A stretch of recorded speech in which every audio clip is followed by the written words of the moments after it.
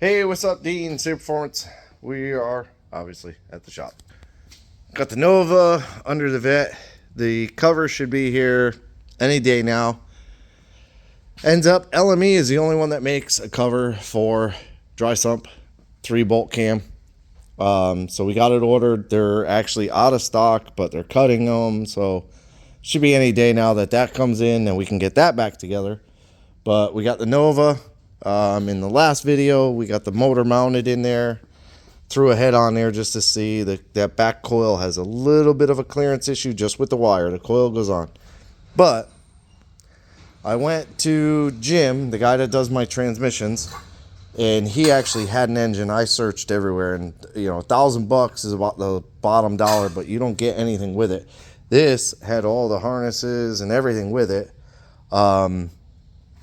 As starter, AC bracket, AC compressor, all of it was on the motor. I take it all off to get it up on the stand. I took the flex plate off. It even had a converter because the transmission was bad. But this is what I ended up with. It is a 2007 all aluminum 5.3. So I'm a little upset that it's all aluminum because it's a much better motor. It's got the mix match 799 823 head, or 863 862. So it's the 799 862, which essentially is the same head. But these make like 320 horse, roughly 310 to 320 I think it is, but make like 345 foot-pounds, somewhere in that ballpark, which is pretty awesome. I believe these are the flex fuel injectors. I'm pretty sure this is the flex fuel injectors. But it has everything. It has the DR44 alternator that you could literally run as a one-wire alternator. So that's super awesome. And it was replaced at one point. Tough one. I don't know. Got the power steering pump, so I'm good. Like water pump, tensioner, AC stuff, all that stuff. I'll probably replace the water pump, but obviously somebody maintenance this motor. I even think it almost looks like they replaced a coil at one time. There's, I think, 2 extra coils. Yeah, so there's 2 extra coils that he even had with the motor. So the one broken one, as long as those are good, which I would assume they are, this one broken one, I already have the replacement for it. So I just got to straighten the bracket up a little bit. That's not a big deal. Put it on the bench, flatten it down, unbolt this, bolt that one on, we're good to go. But tomorrow I'm going to bring it out, pressure wash it real good, get it nice and cleaned up. The intake will be here. And I'm almost positive this looks like cathedral port, which I believe the 799 head, the 862 head, I believe those are cathedral port. So that's good because that's the intake I ordered. So I'm gonna get this totally cleaned up. Actually, and that was another thing he mentioned. The rear main seal was replaced on this, and you can see that's the new cover. So it's shades lighter than the rest of the block where it's got some dust and stuff on it. So that's pretty cool. I do have a new rear main seal for it. I have a new front seal for it. Obviously the oil pan, you can see the front seal looks like it was possibly seeping some oil, but it looks like it was coming from above. So maybe, oh, no, I remember now. Something was leaking on top of the motor, he said, where it was sitting. Yeah, you can see there's a ton of oil here. Ran down. So that's what it was. You can see all the wet oil there. But yeah, so this is a DOD motor, unfortunately. So I'm going to have to pull the heads anyways. Swap out the lifters to non-DOD lifters.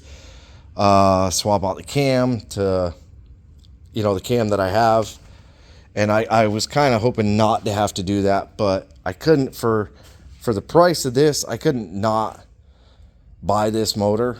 I honestly almost just bought it. Had I known it was an aluminum 5.3, I would have bought it for myself.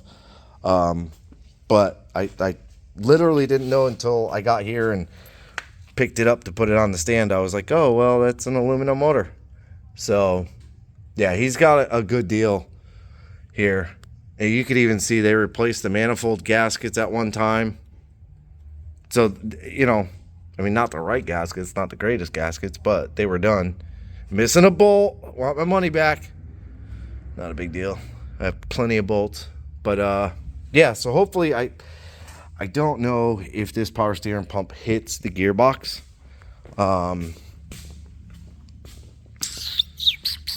Nope, it doesn't.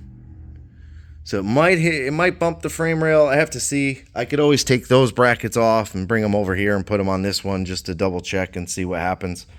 But it actually looks like I might be in better shape with these coils because they sit up higher. The actual piece is above the valve cover, whereas this coil, these type of coils, well, it might be in the same spot. I'm not sure. So I also painted the GM, like the delete, not the delete, but the non-DOD style cover, a set of valve covers. I don't know if these are the right ones. We could try these.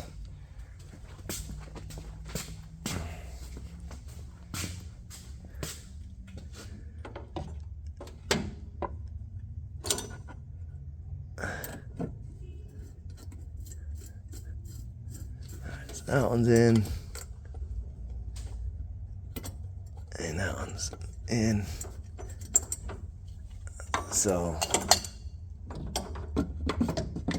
yeah, so you can see how this one actually sits. Maybe this valve cover is the wrong style valve cover for this type. No, they line up. Yeah, they line up. Yeah, you can see how that one's there.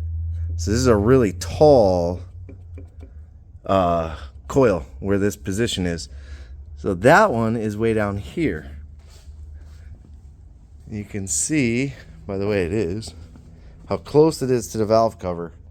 So it's 2 knuckles away from the bottom of the valve cover, kind of coming straight out. Let's see.